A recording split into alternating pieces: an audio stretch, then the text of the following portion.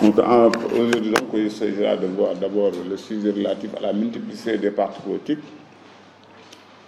un critère ou un obstacle à la bonne gouvernance. Oui, lisez. Lisez donc. Oui. Vous avez dit qu'on va faire. Si le bloc ne vient pas. Oui, bon, c'est la même chose. On reporte ça pour le samedi. Non, samedi prochain. Ça, ce n'est pas la semaine prochaine, mais c'est samedi. Samedi, Inch'Allah. Donc, vous lisez l'introduction pour que je puisse voir est-ce qu'il y a des améliorations par rapport à ce qu'on avait fait. Vous avez donné une introduction. C'est la multiplicité des partis politiques. Oui, maintenant, donc, quel est le sujet que tu as? Ça, c'est la modernisation de l'administration. La modernisation de l'administration. Non, on n'a pas encore fait la modernisation, donc il faut qu'on... Oui, non, il faut qu'on aille étape par étape. Alors, c'est en fonction des thèmes, quoi. On prend des sujets en fonction des thèmes. La dernière fois, on avait fait le thème de l'emploi. Aujourd'hui, on va faire le thème de la bonne gouvernance. Et donc, lisez.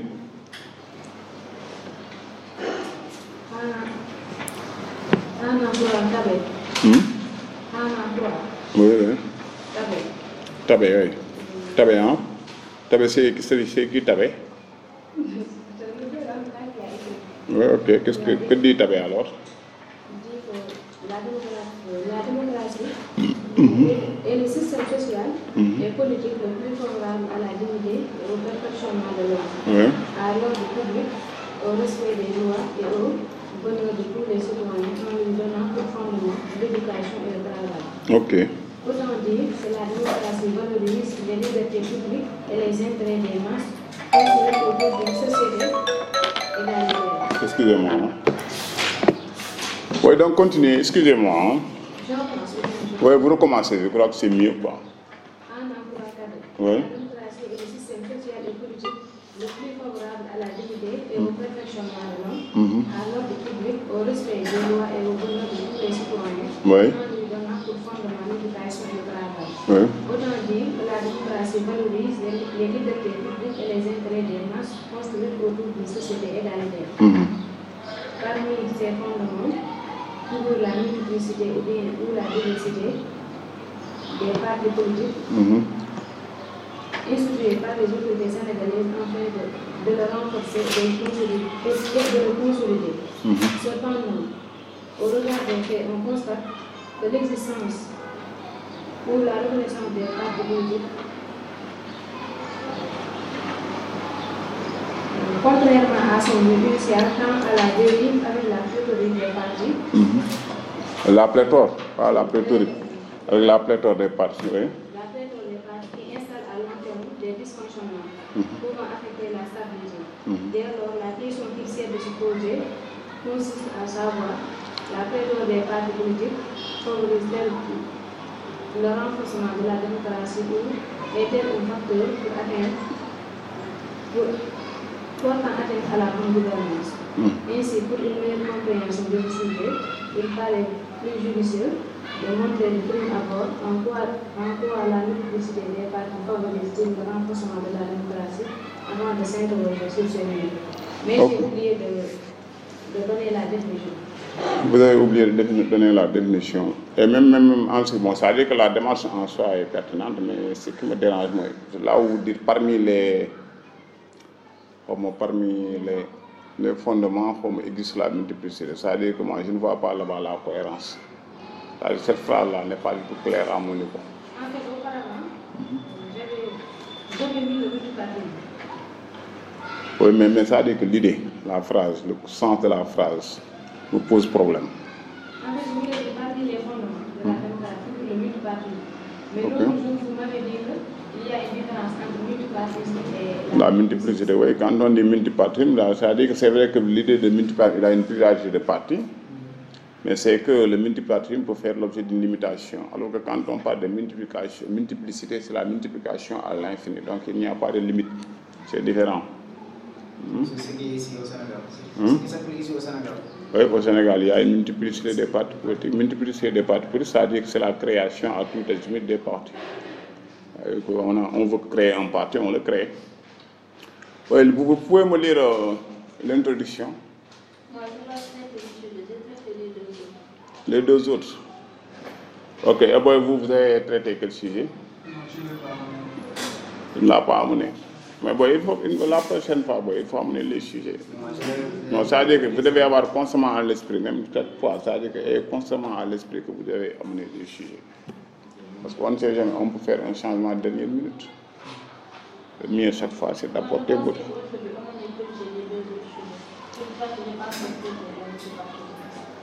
La multiplicité des partis. Oui, donc bon, je vous donne une proposition d'introduction. Mais la demande, c'est les pertinentes. La demande, pour le moment, je pense que c'est pas mauvais.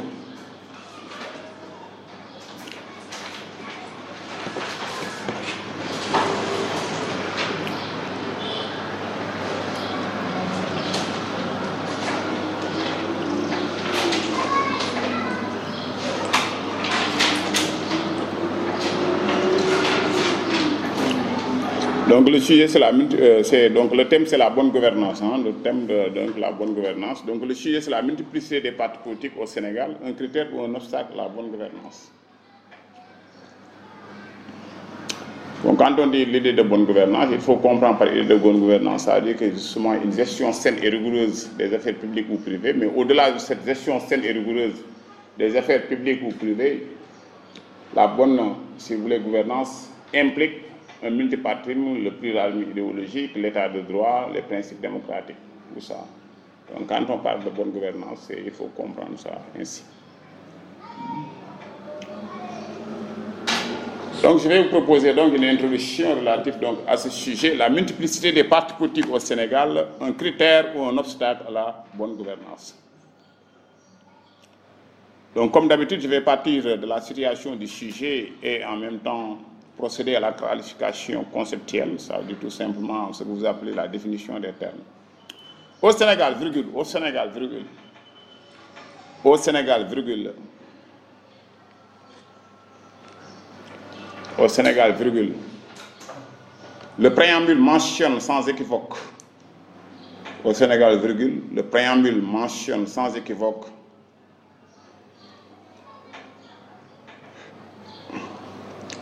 au Sénégal, virgule, le préambule mentionne sans équivoque l'attachement du peuple, l'attachement du peuple, l'attachement du peuple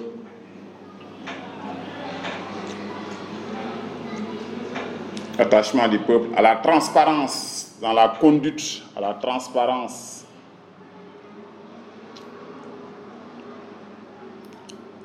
attachement du peuple à la transparence dans la conduite et la gestion des affaires publiques.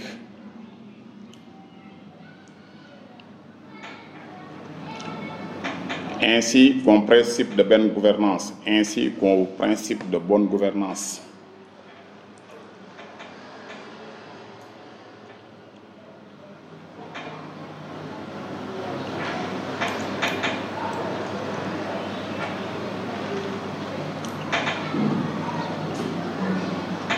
Ainsi qu'au principe de bonne gouvernance. Ça veut dire que si vous lisez la Constitution, dans le préambule de la Constitution, il est formellement écrit. Ce que je viens de dire, c'est tiré de la Constitution. Donc je n'ai rien inventé. Donc je vous dis toujours, on part du principe. Vous partez du principe, à partir du principe, vous pouvez en profiter pour définir si vous voulez, les éléments du sujet ou les termes du sujet. Et maintenant, revenez aux faits. Dans les faits, vous allez voir, est-ce qu'en réalité, ce qui est dit dans les textes est en conformité avec les faits. À partir de cet instant, vous posez votre question, vous dégagez votre plan. Aussi simple.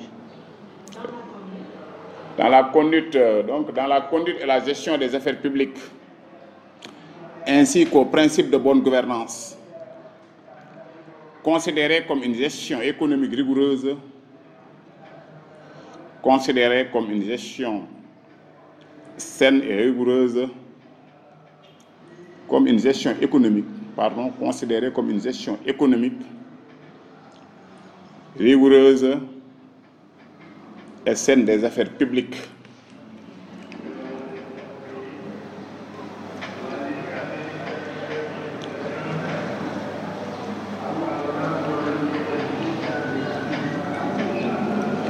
Selon un jeu loyal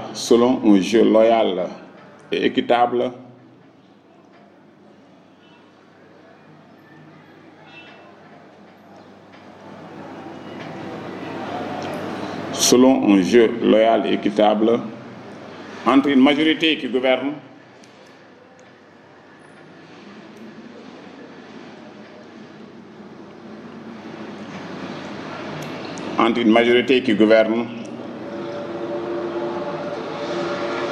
et une opposition comme pilier fondamental de la démocratie.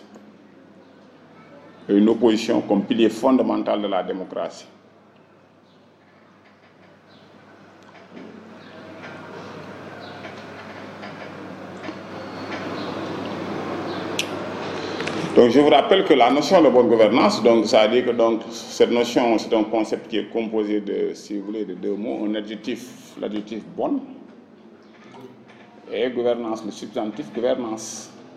Quand on dit donc bonne gouvernance, contrairement maintenant à ce que l'on pourrait penser, donc c'est un concept qui a évolué.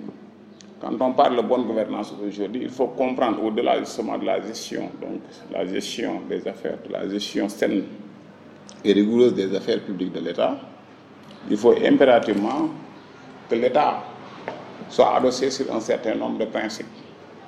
Parce que rappelez-vous du discours de la Boule en 1992 où il était question pour ces États, à la suite du mur de Berlin qui avait sonné définitivement le glas de la guerre froide, et que la quasi-totalité justement des États africains avaient, si vous voulez, par exemple, porté leur choix sur l'économie de marché. Et à ce titre, ils avaient lancé un appel à l'Occident, et que comme condition justement de l'aide, il fallait impérativement que ces États-là optent pour une gestion saine des affaires publiques. Et par gestion saine des affaires publiques, ça veut dire que tout simplement il fallait comprendre un partage équitable des ressources, un multipartisme, un état de droit où justement les citoyens avaient la possibilité de dénoncer certaines pratiques qu'ils considéraient comme, si vous voulez, non appropriées et contre-productives. De ce point de vue, donc nous sommes partis de la Constitution, donc ça du principe. De ce point de vue,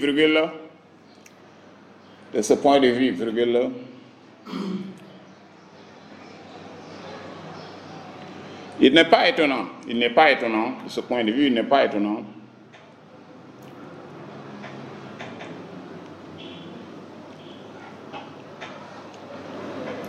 que le législateur influencé par la Constitution, de ce point de vue, il n'est pas étonnant que le législateur influencé par la Constitution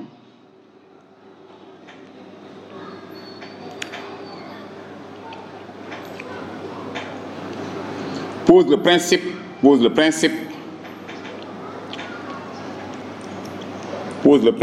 de la libre création des partis.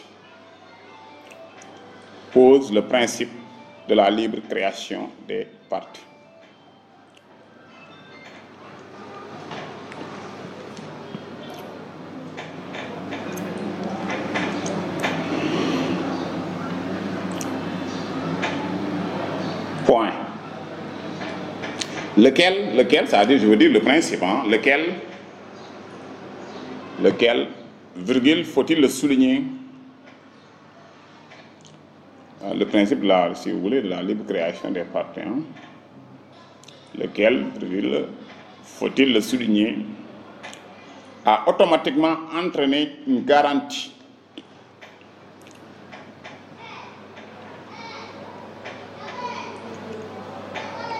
lequel, faut-il le souligner, a automatiquement entraîné une garantie de la multiplicité des partis,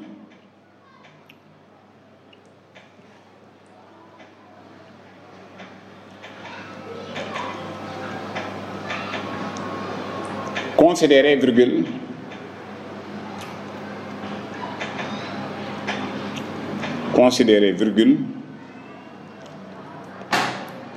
contrairement au multipartisme, considéré, virgule, contrairement au multipartisme, qui peut être limité, virgule, considéré, virgule, contrairement au multipartisme, qui peut être limité, virgule, comme une multiplication à l'infini, comme une multiplication à l'infini d'associations de personnes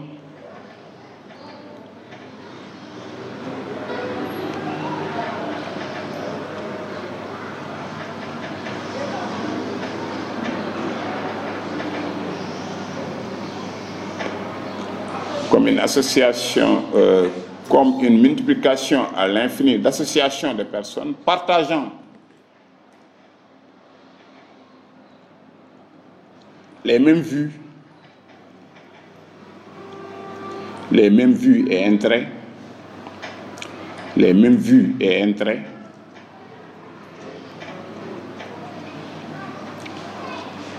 et dont les dirigeants se fixent comme objectif la prise et l'exercice du pouvoir. La prise et l'exercice du pouvoir. La prise et l'exercice du pouvoir. Donc c'est là une des différences fondamentales du parti politique avec un mouvement citoyen. Le mouvement citoyen, son rôle, ou si vous voulez, son objectif, sa finalité, c'est d'influencer le pouvoir. D'influencer le pouvoir. Alors que quand on crée un parti politique, l'objectif principal d'un parti politique, c'est la conquête du pouvoir. C'est la conquête du pouvoir. Et non seulement donc on conquiert le pouvoir, mais au-delà de cette conquête du pouvoir, justement, on l'exerce. Et on fait tout pour s'y maintenir. Mais pourvu que justement qu'on respecte les règles démocratiques, je veux dire. Mais généralement, sous nos tropiques, une fois qu'on est élu, on fait tout justement pour se maintenir aussi longtemps que possible au pouvoir, même s'il faut, si vous voulez, violer la Constitution autant de fois que tu voudras, pour dire simplement que tu restes au pouvoir, ce qui est mauvais. Donc là, nous sommes partis du principe, nous avons défini pratiquement tous les termes. Vous n'avez pas de critique. Vous n'avez pas de critique.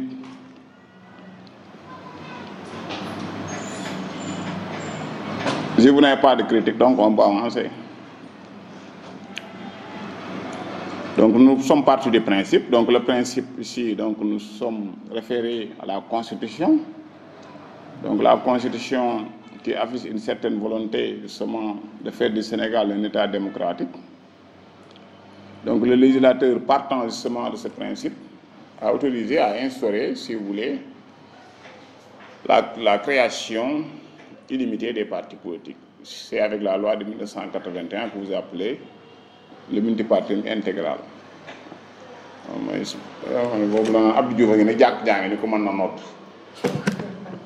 Auparavant, c'est-à-dire qu'il y avait un multipartisme, mais multipartisme limité à 4 courants. Mais avec Abdou Diouf, à partir de 1981, donc il va dire que maintenant, il est possible, vous savez que par exemple, à tout un chacun, pour peu qu'il le désire, de créer son parti. Oui. Oui, quelle phrase encore? De ce point de vue, oui. Le législateur influence. Non, influencé par la Constitution, oui. Pose le principe de la libre création des partis, oui. lequel faut-il souligner a automatiquement entraîné une garantie de la multiplicité des partis considérés contrairement au multipartisme, oui. qui peut être limité comme une multiplicité. Mais j'ai mis encore mes virgules aussi, il faut respecter la ponctuation. Virgule. C'est-à-dire que je ne voulais pas que vous faites une confusion entre la multiplicité des partis et le multipartisme. Quand on dit le multipartisme, c'est-à-dire que le multipartisme, il y a l'idée de pluralité. C'est-à-dire que donc on passe de 1 à multiple. C'est ça qu'on appelle le multipartisme, d'accord. Mais le multipartisme, il faut se faire à l'idée que le multipartisme peut être limité. D'accord. La loi de 1976 C'est-à-dire que tout simplement, on autorisait à ce qu'il y ait, par exemple, un certain nombre de partis, mais c'est-à-dire que les partis... Comment? Vous avez dit que le multipartisme Ouais. peut être limité comme une multiplication. Non, la multiplicité des partis. C'est-à-dire que j'ai défini la multiplicité des partis. J'ai défini la multiplicité des partis comme une multiplication à l'infini d'associations. Les partis politiques sont des associations. Ce sont des associations de personnes. Ce ne sont pas des associations d'âmes, mais de personnes. Mais si personne doit être, si vous voulez, vous devez comprendre personne comme étant homme et femme. On est que des jeunes aussi. Cependant, maintenant vous revenez au fait. Toujours c'est la même démarche. Bon, si vous comprenez cette démarche, ça veut dire que donc nous avons réussi le concours. Et le résumé? Hein? Non, le résumé ne posera pas de problème. Le résumé n'est pas un problème. Parce que le résumé, si on fait 3, 4, 5 résumés maintenant, ça veut dire que vous allez comprendre les mécanismes.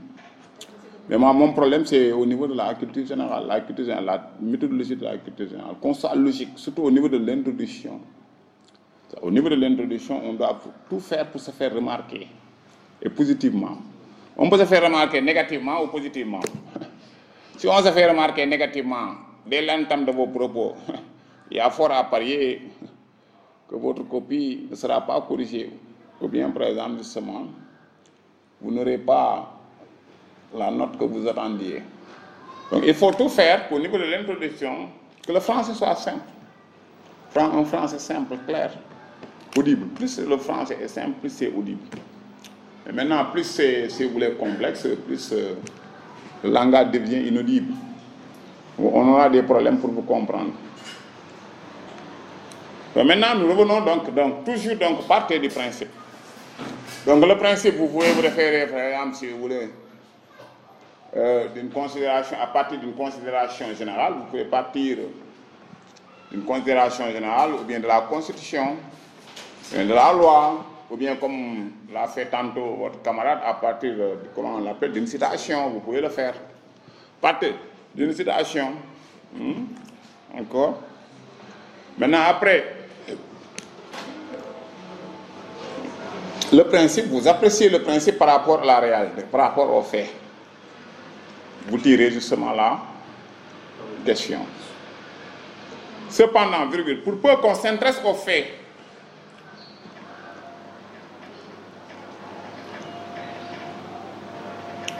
cependant, pour peu qu'on s'intéresse aux faits, oui, ou bien à la réalité, on se rend vite compte que la création illimitée de partis, la création illimitée de partis politiques, pour peu qu'on s'intéresse aux faits, on se rend vite compte que la création illimitée de partis politiques révèle des distorsions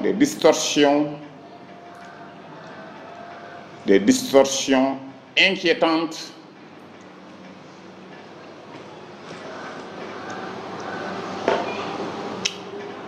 de nature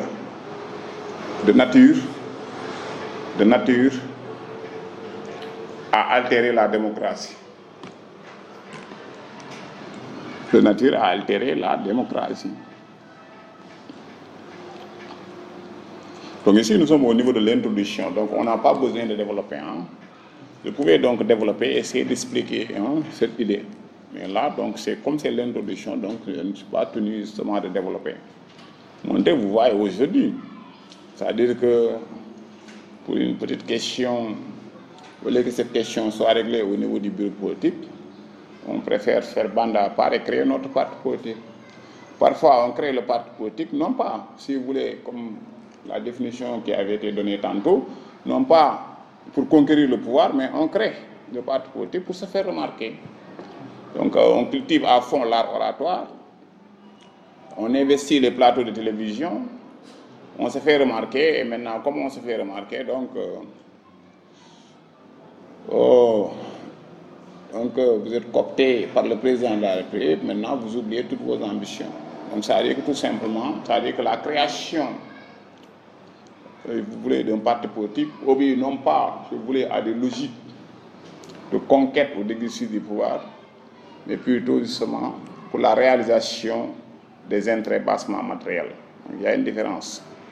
Ouais.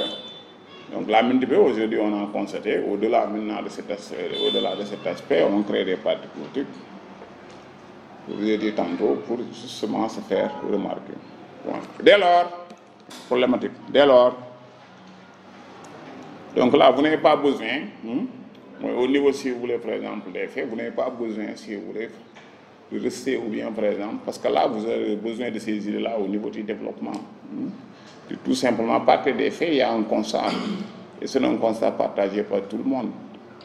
Nous constatons aujourd'hui qu'il y a une pléthore de partis et que ces partis, généralement, pour la plupart, sont des partis qui ont été créés pour régler, si vous voulez, des affaires, si vous voulez, des intérêts, pour créer des affaires, pour satisfaire des intérêts purement personnels. Donc il y a des partis qui n'ont même pas de siège, exemple, ou même parfois votre femme n'est même pas membre du parti, même vos enfants. Donc vous créez, on peut créer un parti, si vous voulez, on peut créer un parti tout de suite. On crée notre parti, donc on investit les plateaux de télévision. Comme le parti indépendant. Comme le parti indépendant. Qu'est-ce que vous appelez parti indépendant? Comme le parti de... Comment il s'appelle? Diouma Dieng Diakhaté. Candidature indépendante. Ah, les candidats, mais ce n'est pas un parti. Elle n'avait pas de parti, Diouma Dieng, elle n'avait pas de parti. Non, oui, mais c'est une candidature indépendante.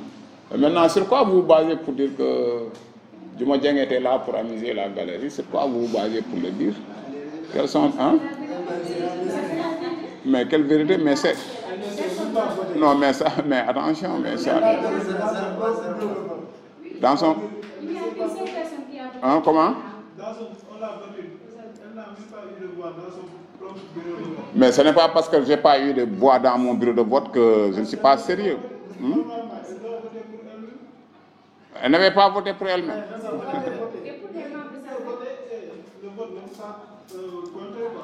Ah, en tout cas, donc c'est à ça, je ne le savais pas. Oui, non, les membres, non, ça veut dire que nous sommes en démocratie, moi. Mais que nous sommes en démocratie, moi, ça veut dire que je peux, si vous voulez créer un parti politique, essayer, par exemple, seulement de défendre une cause, mais je ne peux pas imposer à ma famille d'adhérer à cette cause. Ce ne serait plus de la démocratie. Ce ne serait pas de la démocratie. C'est-à-dire que moi, c'est que la prudence, parce que parfois c'est une donnée psychologique qui est très difficile à prouver. Vous ne pouvez pas dire que celui-là a créé son parti politique ou bien tout simplement. Bon, vous pouvez le constater, mais maintenant il sera très difficile de le prouver parce que cela relève d'une donnée psychologique. Il y a parfois des gens, c'est vrai, qui ne sont pas... Parce que quand vous utilisez un système politique, il y a ce qu'on appelle des partis de masse. Il y a des partis qui ne sont pas des partis de masse, mais plutôt des partis de réflexion. C'est-à-dire la conquête du pouvoir ne les intéresse pas. Ce qui les intéresse, c'est, c'est-à-dire que jouer un rôle de veilleur, tout simplement, de sentinelle. Point. Dès lors, il est plus que légitime de se poser la question de savoir. Dès lors, il est plus que légitime de se poser la question de savoir, 2 points.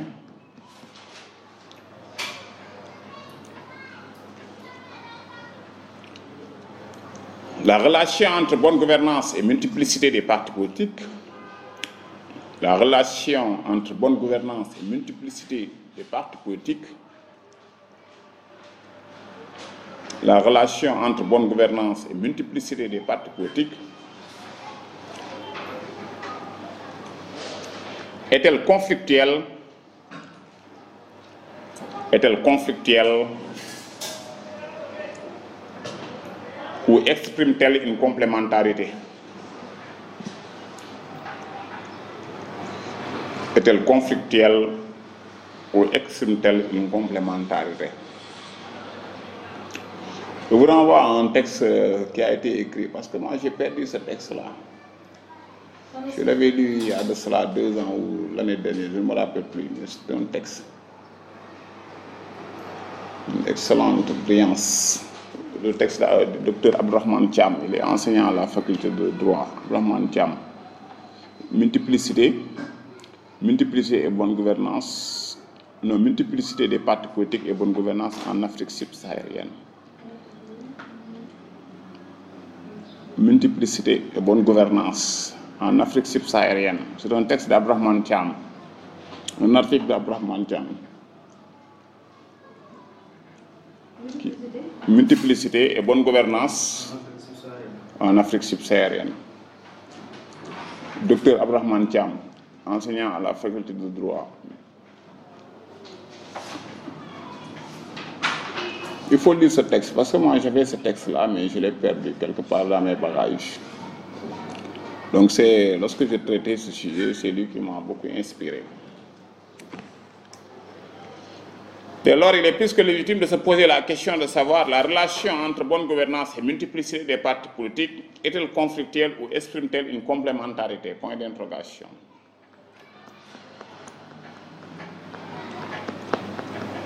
Mais vous pouvez aussi, vous pouvez reprendre textuellement, ou si vous voulez reprendre fidèlement la question telle qu'elle est posée dans le libellé du sujet. Vous pouvez le faire. Pour ne pas, et c'est ça que je vous conseille, ne prenez pas de risque. Ne prenez pas de risque. Le sujet, vous pouvez reprendre ça, c'est-à-dire que la question telle qu'elle est formulée dans le libellé, vous pouvez reprendre ça fidèlement. Ne changez rien, même pas une virgule. Il y a 2 points, vous mettez 2 points. Ne changez rien. C'est plus sûr, quoi. Parfois, vous pouvez jouer au petit savant ou bien au petit prodige et maintenant poser une question qui va totalement à l'encontre de ce qu'on attend de vous. Donc, par mesure de prudence, ce que je vous recommande parfois, à moins que vous soyez sûr de ce que vous avancez. Mais si tel n'est pas le cas, ça veut dire que si vous êtes gagné par le doute, je vous conseille de vous conformer au libellé du sujet. Donc, vous avez posé donc cette question. Donc, amorce, donc maintenant, je suis en train, donc, je suis parti du principe. Principe et clarification conceptuelle, ça veut dire que moi j'appelle clarification conceptuelle, moi c'est ce que vous appelez définition des termes. Définition des termes. Donc il faut essayer de définir les termes. Définir les termes. Donc tous les thèmes, ça veut dire qu'avant le jour de l'examen, ce que vous devez faire, tous les thèmes qui sont portés à notre disposition, vous devez faire des recherches relativement à leur définition et les mémoriser, comme la Fatiha. Ou bien comme la Bible, comme Genèse, quoi. Cœur, parceriser, vers parceriser, mais ça n'existe pas dans le dictionnaire. Parceriser, amour dictionnaire, j'ai cherché, mais je n'ai pas trouvé. Mémoriser, donc, quoi. Mémoriser, vous pouvez garder ça à l'esprit. Donc maintenant, on doit faire maintenant l'annonce, ou si vous voulez, l'annonce justification du plan, je ne sais pas comment vous l'appelez, mais l'annonce justification. 2 réponses en apparence contradictoires peuvent être données à cette question. 2 réponses en apparence contradictoires peuvent être données à cette question.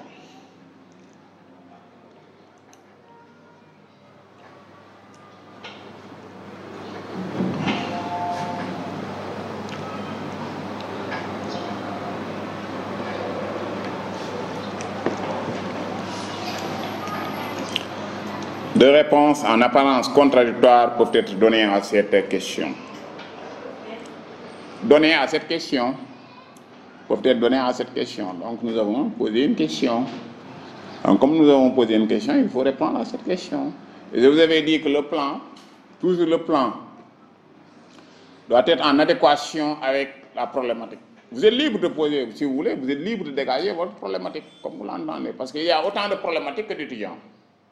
Mais autant vous êtes libre de poser votre problématique, comme vous l'entendez, mais autant vous n'êtes pas libre d'apporter une réponse qui n'est pas en phase avec justement la problématique.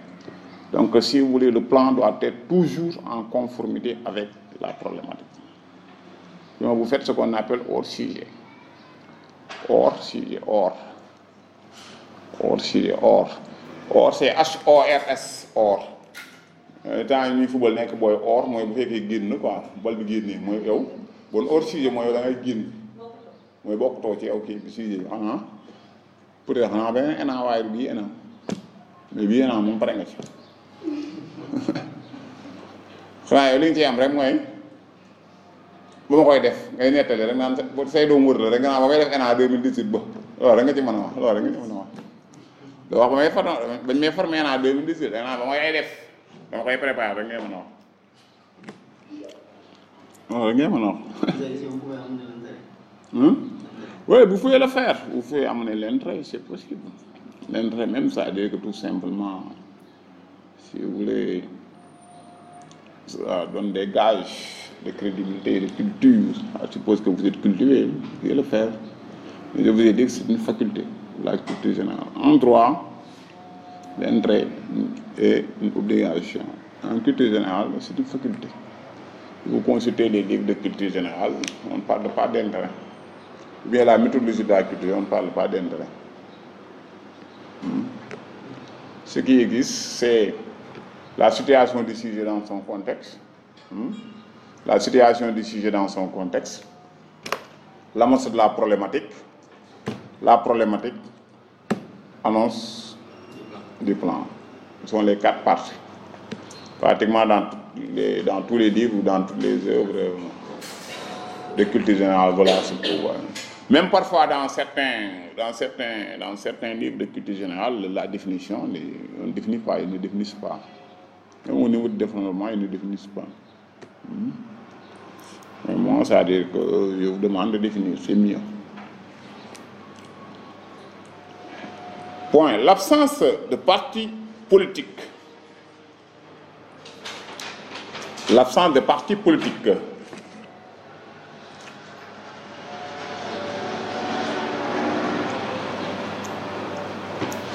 L'absence de partis politiques suppose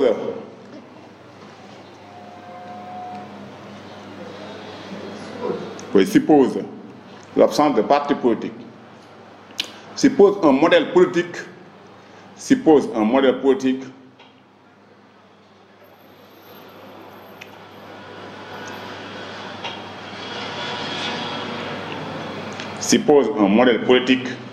porté par le monopartisme,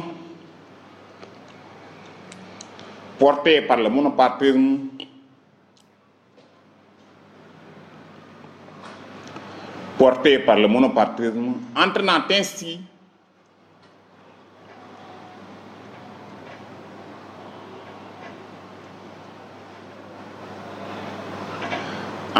ainsi un néopatrimonialisme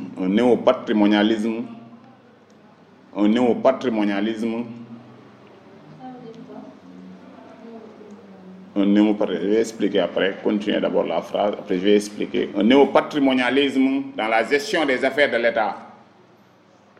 Un néopatrimonialisme dans la gestion des affaires de l'État.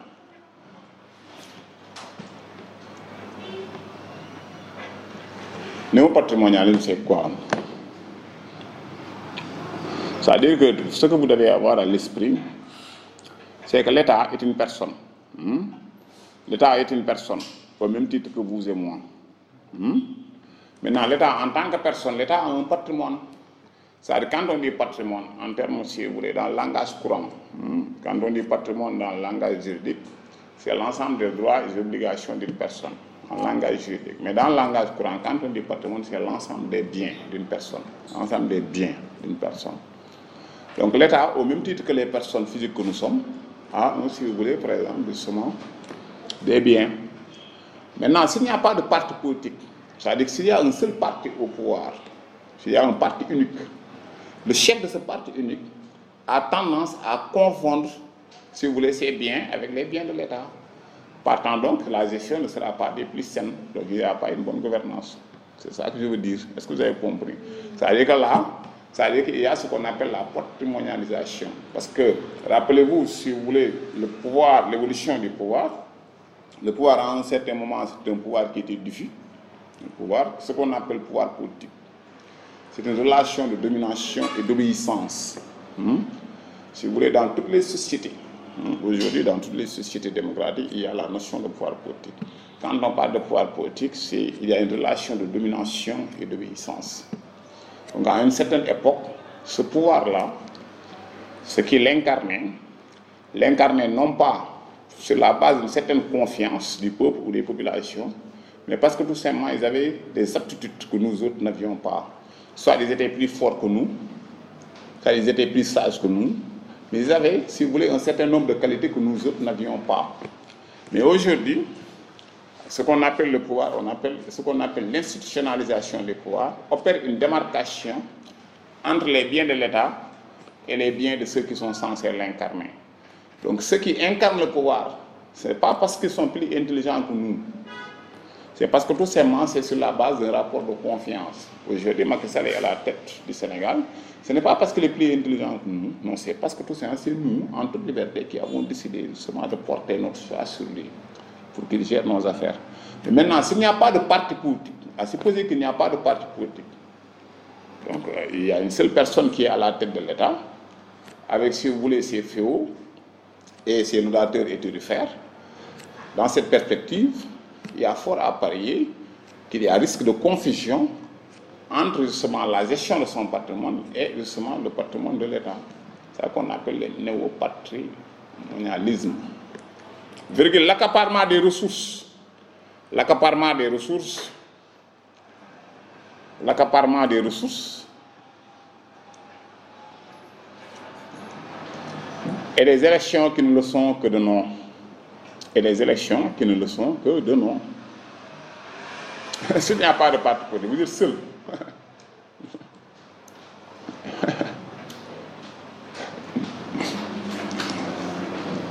te muy jaabante bëri na de yoon bi laa neex quoi. Ok loolu c'est-à-dire que le problème se pose mooy on ne peut pas courir après deux lièvres ou bien danser en même temps se gratter les fesses loolu mën na ne. yaa ngi wax amoon na benn fecc bu ñu doon wax okkatu man xamoon naan fecc boobu yàgg parce que mënta nekk wala yàggul mënta nekk parce que vous voyez donc l'accaparement des ressources et des élections qui ne le sont que de nom. Donc s'il n'y a pas de parti politique, ça veut dire qu'il n'y a pas d'opposition. Donc les élections ne peuvent pas être des élections, si vous voulez, transparentes, libres et démocratiques. Donc il n'y a qu'un seul parti. Donc c'est ce seul parti qui sollicite le suffrage des électeurs. Donc les élections, ça veut dire que ces élections-là sont des élections qui sont là que de nom, elles ne sont plus théoriques que réelles en réalité. Parce qu'il n'y a pas de parti politique. Il n'y a pas de gens qui sont là pour contrôler. Point. Par là, par la virgule, il ne fait de doute. Par là, virgule, il ne fait de doute que le parti unique ne saurait s'accommoder. Par là, il ne fait de doute que le parti unique ne saurait s'accommoder avec les principes d'une bonne gouvernance. Entre parenthèses, grand 1.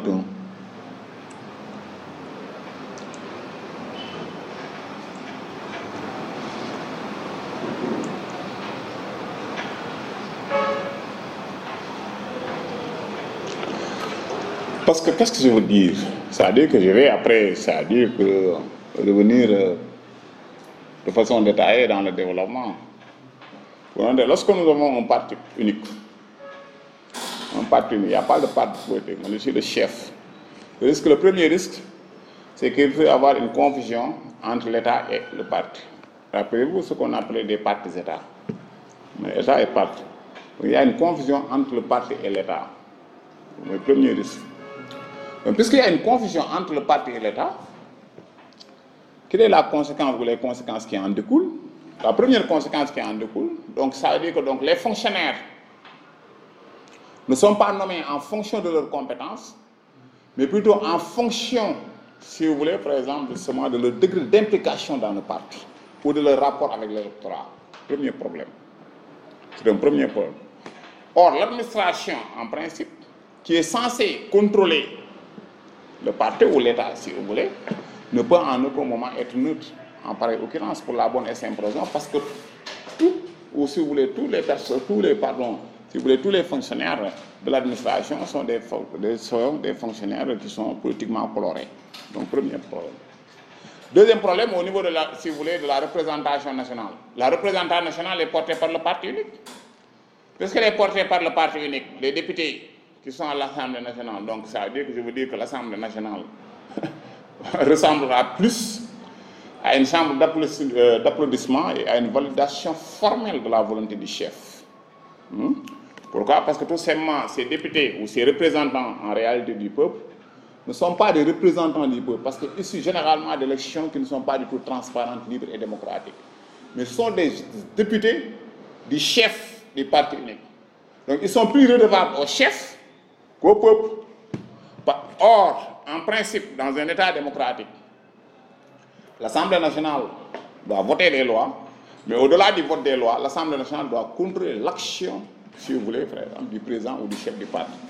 Mais puisque les députés sont des députés seulement du président, vous conviendrez avec moi que ce contrôle-là ne sera pas justement un contrôle rigoureux, mais plutôt un contrôle, un contrôle complaisant. Troisième problème, dans le cadre d'un parti unique, la justice sera une justice inféodée, où on assistera à une violation des droits de l'homme, plus précisément, si vous voulez, les droits des opposants. Donc pour peu que vous ayez, si vous voulez, des vues différentes du chef, vous pouvez être même contraint à l'exil. Donc c'est ça que je veux montrer. On va essayer de montrer ça en ce qui au niveau de la première partie. La première partie. D'accord? En revanche, donc vous avez mis Anne Pante grand 1, hein? Donc en revanche, virgule. En revanche, virgule. On met point en revanche. Oui, point en revanche. On a point en revanche.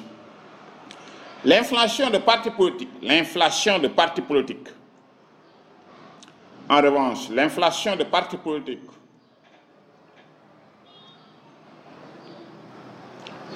En revanche, virgule, l'inflation de partis politiques. Poussant comme des champignons.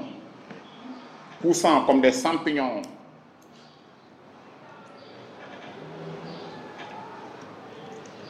Au point de friser l'insolence, au point de friser l'insolence, au point de friser l'insolence,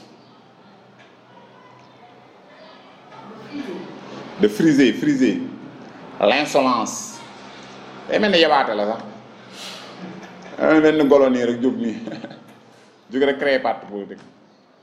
Moi, je suis d'accord, c'est-à-dire que c'est vrai que peut-être que dans sa mise en œuvre, mais moi, ce qu'on appelle le parrainage, moi, ça ne me dérange pas. Donc, il faut qu'on rationalise.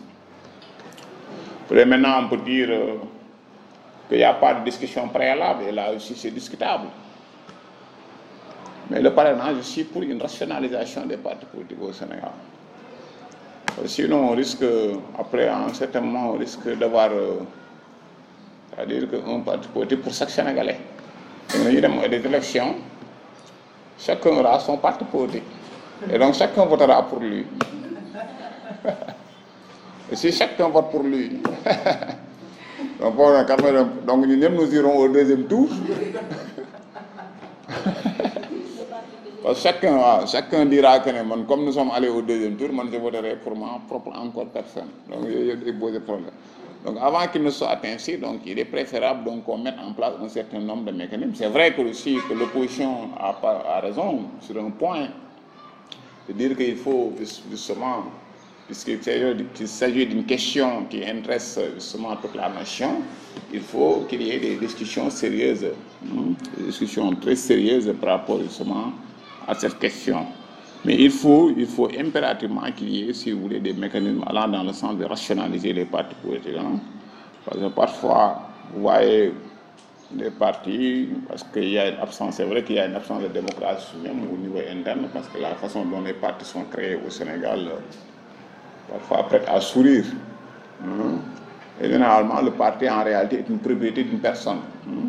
Le parti m'appartient, c'est moi qui dépense, les sièges m'appartiennent, le local où se tiennent les réunions, les réunions est de ma propriété. Donc parfois, si vous êtes en contradiction ou si vous ne partagez pas mes vues, donc je peux vous exclure. Ou bien maintenant, si je vous exclue, avec trois pelés de tondu, comme on dit, vous créez aussi votre parti. Parfois, vous êtes là-bas chez vous, même votre femme peut ne pas voter pour vous. En revanche, l'inflation de partis politiques, poussant comme des champignons au point de friser l'insolence et de nature à les fragiliser, tant sur le plan idéologique que sur le plan programmatique. Tant sur le plan idéologique que sur le plan programmatique.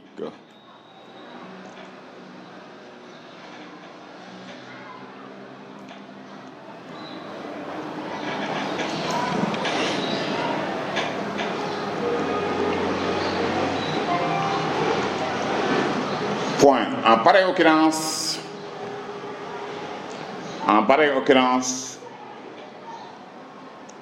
la multiplicité des partis, dans cette perspective, vous savez, dans ces circonstances, la multiplicité des partis constitue un obstacle à la bonne gouvernance. Entre parenthèses, grand 2. Entre parenthèses, grand 2.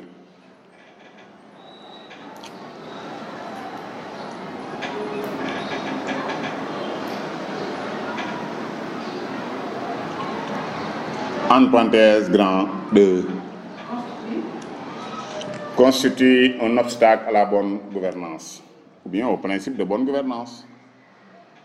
Entre parenthèses, grand 2. Je vous ai dit que entre parenthèses, grand 2, c'est obligatoire. Ça facilite la lecture. Et ça montre aussi que vous êtes méthodique. Non seulement que vous êtes méthodique, mais vous êtes correct. Vous êtes correct. Même à l'entretien, il est toujours à l'esprit, dans le cadre de la présentation, après avoir salué, si vous voulez, les membres du jury, là, on l'appelle les membres du jury, ceux qui sont censés, par exemple, procéder à l'entretien. C'est un jury, comment on peut l'appeler. Maintenant, il y a toujours, si on vous donne un sujet, toujours est grand 1, grand 2. Donc, dans une première partie, je vais parler de ça. Les sous-parties aussi, grand A et grand B. D'accord? Donc, c'est bon, hein? Donc, ça, c'est l'introduction. Maintenant, en ce qui concerne le développement, donc, c'est le développement aussi, je l'ai traité intégralement. Je mettrai ça à votre disposition après. Ouais? Si vous avez des questions? C'est un peu? C'est long. Mais j'ai respecté toutes les étapes. C'est long. Est-ce que c'est long? Est-ce que ce n'est pas parce que, par exemple, je parle trop aussi? Alors, je prends mon temps, mais c'est pas long, ça. C'est long, ni? Non, c'est pas long. Peut-être que vous pouvez me dire, vous pouvez me reprocher que je parle, ça arrive, je prends mon temps. Le plan est? Le plan est long. Non, le plan n'est pas, qu'est-ce que vous appelez plan long? Ça veut dire que j'ai essayé de justifier tout simplement. J'ai essayé de justifier. Tout simplement. Comme je pouvais dire, c'est-à-dire que, après avoir posé la question, mais rappelez-vous que c'est un concours, c'est pas un examen aussi. C'est un concours, c'est pas un examen. Un examen, si vous avez 10, vous passez. Mais c'est un concours. Donc ça veut dire qu'on prend en fonction des places disponibles. Donc faites-vous remarquer positivement. Ça veut dire que moi, vous devez respecter toutes les étapes. Vous devez respecter toutes les étapes. C'est une obligation. Toutes les étapes. C'est bon? Donc pour le deuxième sujet, je vais essayer d'être bref. Donc maintenant, pour le développement, je vous rappelle que le développement Il est traité intégralement, donc je mettrai ça à votre disposition. Maintenant, pour le deuxième sujet, rappelez-moi le sujet, l'intitulé, le sujet encore. La démocratisation, c'est quoi encore? La démocratisation. La démocratisation, sujet 2 donc.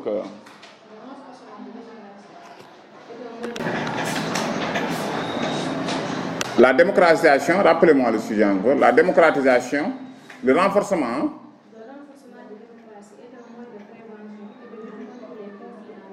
Le renforcement des démocraties.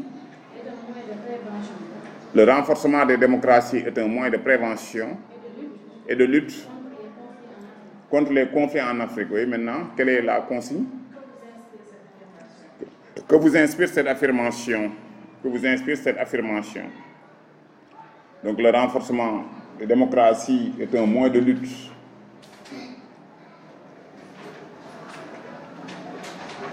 et de prévention contre les conflits en Afrique. Que vous inspire cette affirmation? Donc, on prend une pause café de 5 minutes après. On revient.